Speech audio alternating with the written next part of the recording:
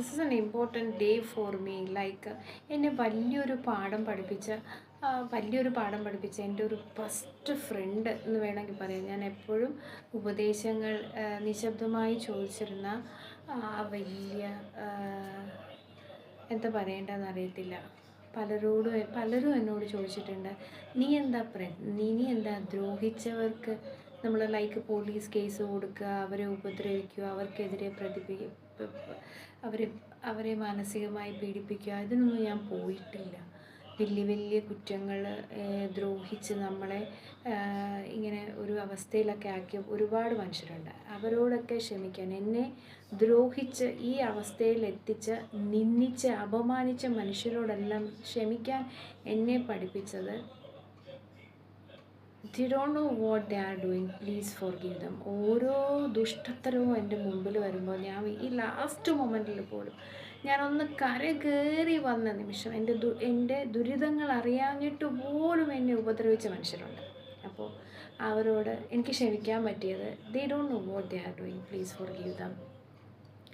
കാട്ടു ചെന്നായി കൂട്ടമായോ റാഡിനെ പീഡിച്ചപ്പോ കൂട്ടരായി ദുഷ്ടരടിച്ചപ്പോൾ ചൊരിഞ്ഞ രക്തമേ,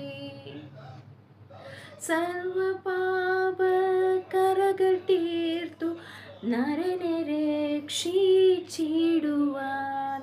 രക്ഷപ്പെടാമായിരുന്നു. തലേദിവസം അത്താഴം കഴിക്കുമ്പോഴും എന്തെല്ലാം വഴികളുണ്ടായിരുന്നു രക്ഷപ്പെടാൻ വേണ്ടിയിട്ട്. രക്ഷപ്പെട്ടിട്ടില്ല.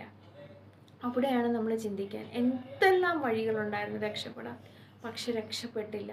ബിക്കോസ് നമ്മളെ രക്ഷിക്കാൻ വേണ്ടിയിട്ടാണ്.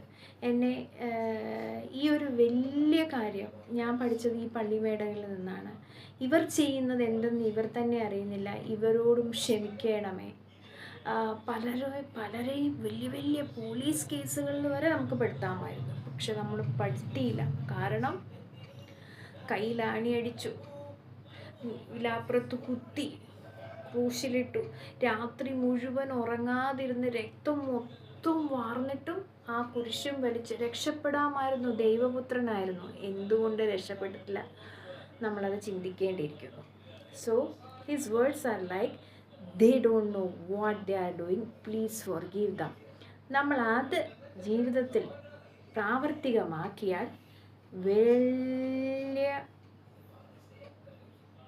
പദ്ധതികൾ അവനിൽ നിന്ന് വരുന്നത് നമ്മൾ ജീവിച്ചിരിക്കുമ്പോൾ നമുക്ക് കാണാൻ പറ്റും.